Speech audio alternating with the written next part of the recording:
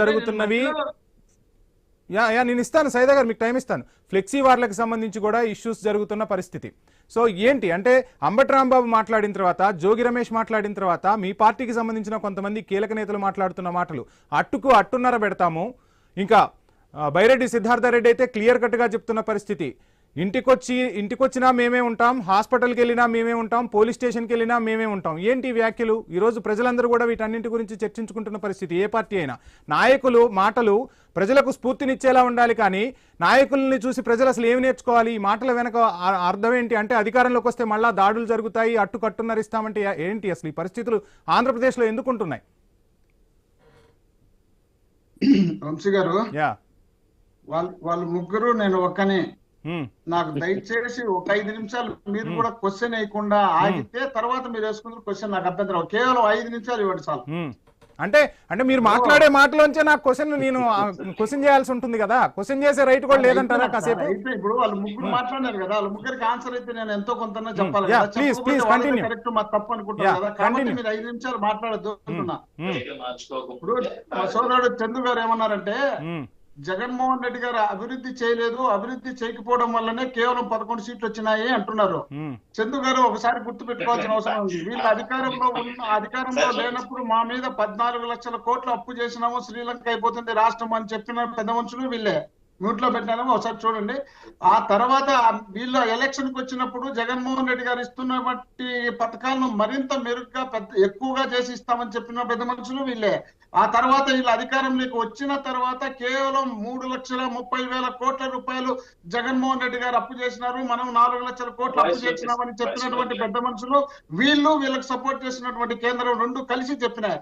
మరి అలాంటప్పుడు జగన్మోహన్ రెడ్డి గారు ఈ రాష్ట్రంలో 2,70,000 కోట్లు డైరెక్ట్ గా డిబిటీ ద్వారా సప్లై చేయడమే కాకుండా కరోనా టైంలో 30,000 కోట్ల రూపాయల కరోనా టైంలో ప్రజలకు సంబంధించినటువంటి సమస్యమైన పరిష్కారానికి ప్రయత్నం చేయడమే కాకుండా 70,000 కోట్ల రూపాయలు డెఫిసిట్ పడింది ఆ కరోనా టైంలో రావాల్సినటువంటి ఆదాయము. అంటే ఇది 1 లక్ష కోట్లు, అది 3,30,000 కోట్లు, 2,70,000 కోట్లు అంతా అప్పులు ఖర్చులు అయినప్పుడు మేము అభివృద్ధి చేసినామా లేదని దానికి మళ్ళీ ఒకసారి ఇప్పుడు టైం ఇచ్చి మాట్లాడితే అది పక్కన పెడదాం.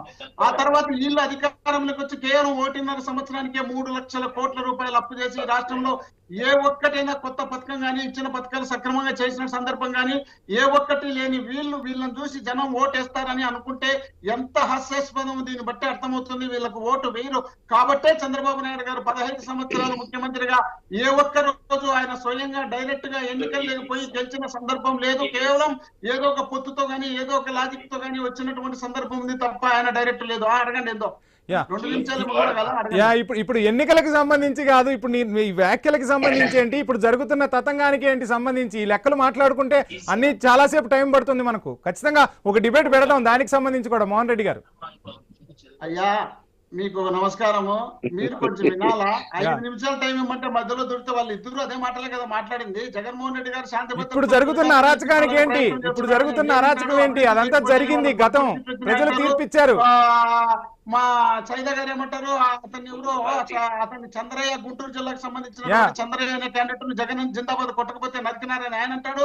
అక్కడ ఫ్యాక్షన్ తో ఇద్దరు మర్డర్ కేసుల్లో ముద్దాయి అతను, ఆ మర్డర్ కేసులో ముద్దాయిని వాళ్ళు చంపితే దాన్ని తీసుకొచ్చి జగన్మోహన్ రెడ్డి గారి మీద రుద్దినారు. వీళ్ళకి ఎందుకంటే మీడియా ఉంది, వీళ్ళ ప్రచారం ఉంది, వీళ్ళకి బ్రహ్మాండమైనటువంటి ప్రచారం ఉంది కాబట్టి వీళ్ళ ప్రచారంతో జగన్మోహన్ రెడ్డి గారిని అబాస్పాలు చేయడానికి ఇష్టం వచ్చినట్టు వాడుకున్నారు కాబట్టి వీళ్ళు సక్సెస్ అయినారు. వీళ్ళ జీవితంలో వీళ్ళు సక్రమంగా పనిచేసిన సందర్భాలు లేవు కాబట్టి వీళ్ళు ఏదో విధంగా మీడియాను అడ్డపెట్టుకుని జగన్మోహన్ రెడ్డి గారి మీద దుష్ప్రచారం చేయడానికే ప్రయత్నం చేసినారు. వీళ్ళు చెప్తున్నారు డాక్టర్ సుధాకర్ అనే క్యాండిడేట్ నరేంద్ర మోడీ గారిని, జగన్మోహన్ రెడ్డి గారిని తిడితే పోలీసులు తీసుకుపోయి లోపల పెడితే అనారోగ్యంతో చనిపోయినటువంటి వ్యక్తిని జగన్మోహన్ రెడ్డి గారు చంపినారనే ప్రచారం చేసుకున్నారు.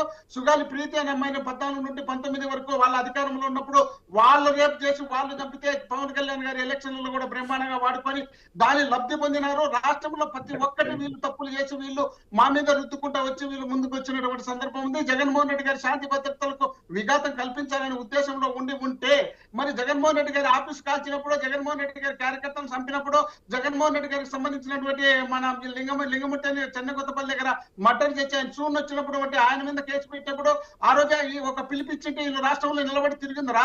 రాష్ట్రంలో ఎంతమంది పోలీసులు ఉన్నారు, ఎంతమంది వైఎస్ఆర్ ఉన్నారు, ఎంతమంది వీళ్ళకు ఉన్నారు. వైఎస్ఆర్సీపీ జగన్మోహన్ రెడ్డి గారు ఒక్క పిలిపించి వీళ్ళు కూడా బయట తిరగలేదు. అది కూడా గుర్తు పెట్టుకోవాల్సిన అవసరం ఉంది. వీళ్ళు ఇష్టం వచ్చినట్టు వీళ్ళే మేమేదో భుజాలు తడుకొని మేము బలంగా ఉన్నాం అనుకోవడం కాదు. పోలీసులను అడ్డం పెట్టుకొని మీరు ఇచ్చి దౌర్జన్యం చేస్తున్నారు. అంబటి రాంబాబు ఇంటికి పోయి ఆయనంతకు ఆయన పెట్రోల్ వేసుకున్నట్టు ఏం మాట్లాడుతున్నారయ్యా? అంబటి రాంబాబు ఇంటికి సంబంధించి కాదు, అంబటి రాంబాబు ఇంటికి సంబంధించి కాదు, జోగి రమేష్ ఇంటికి సంబంధించి చెప్పిన మాట. వంశీ గారు ఒక్క నిమిషము. అరే మీరు చెప్తున్న మాట సబ్డివిజన్ సార్. విన్నారు కదా, ఇప్పుడు పవన్ వీళ్ళు నిజంగా దైవభక్తి ఉండి ఉంటే, వీళ్ళ వెంకటేశ్వర స్వామి భక్తి ఉండి ఉంటే సిట్ వేసినారు. సిట్ వేసిన తర్వాత వీళ్ళు తప్పకుండా మా మీదనే మోపుతారనే ఉద్దేశంలో భాగంగా సుప్రీంకోర్టుకు వెళ్తే సుప్రీంకోర్టు ఇలాంటి చీవాట్లు పెట్టి సిబిఐ దర్యాప్తు తెచ్చి ఆ దర్యాప్తులో లేదని తెలిసిన తర్వాత వైవి సుబ్బారెడ్డి గారికి, భూమన్ కరుణాకర్ రెడ్డి గారికి ఎలాంటి సంబంధం లేదన్న తర్వాత వీళ్ళు మళ్ళీ ఫ్లెక్సీలు వేసుకున్నారంటే వీళ్ళు తిరుమల తిరుపతి దేవస్థానాన్ని వీళ్ళకుండి జగన్మోహన్ రెడ్డి గారి కోసం వీళ్ళు తిరుమల తిరుపతిని వీళ్ళు ఇష్టం వచ్చినట్టు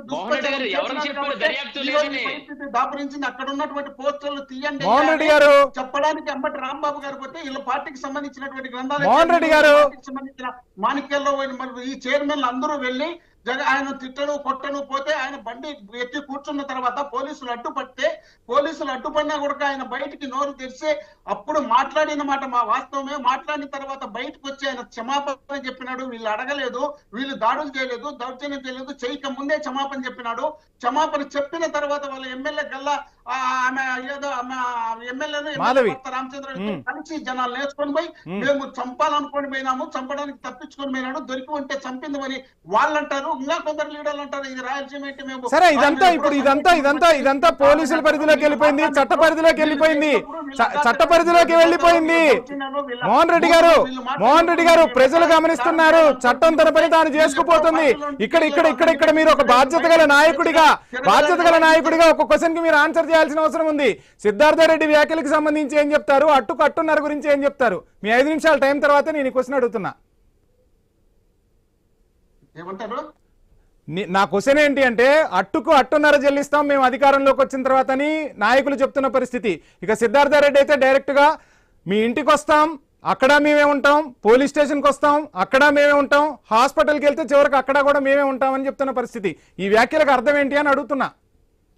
ప్రజలు చర్చించుకుంటున్నారు ఈ వ్యాఖ్యల గురించి. మీ ఇంటికి వంశీ గారు, మీ ఇంటికి మా ఇల్లు ఎంత దూరమో మా ఇంటికి మీ ఇల్లు కూడా అంతే దూరం ఉంటుంది. మీరు ఏమిటితో కొడుతున్నారో, ఏమిటితో దాడులు చేస్తున్నారో, ఎవరిని అడ్డు పెట్టుకుని దాడి చేస్తున్నారో, ఎవరి ఆ బలంతో మీరు మా మీద దాడులు చేస్తున్నారు, వీటన్నిటికీ ప్రతిఫలంగా అదే విధంగా ఉంటుంది అని చెప్పడమే సిద్ధార్థ రెడ్డి గారి యొక్క ఉద్దేశము. దాంట్లో డౌట్ ఎందుకు? మీరు రేపు మమ్మల్ని చంపుతా అంటే, మమ్మల్ని అక్రమ కేసులు పెట్టా అంటే, ఇళ్లలో జోగి రమేష్ ఇంట్లో భార్య పిల్లలు ఉంటే దాంట్లో కూడా పెట్రోల్ డైరెక్ట్ ఇసిరేస్తుంటే పోలీసు వాళ్ళ ముందరే దాన్ని కూడా ఆయన కాల్చుకున్నాడని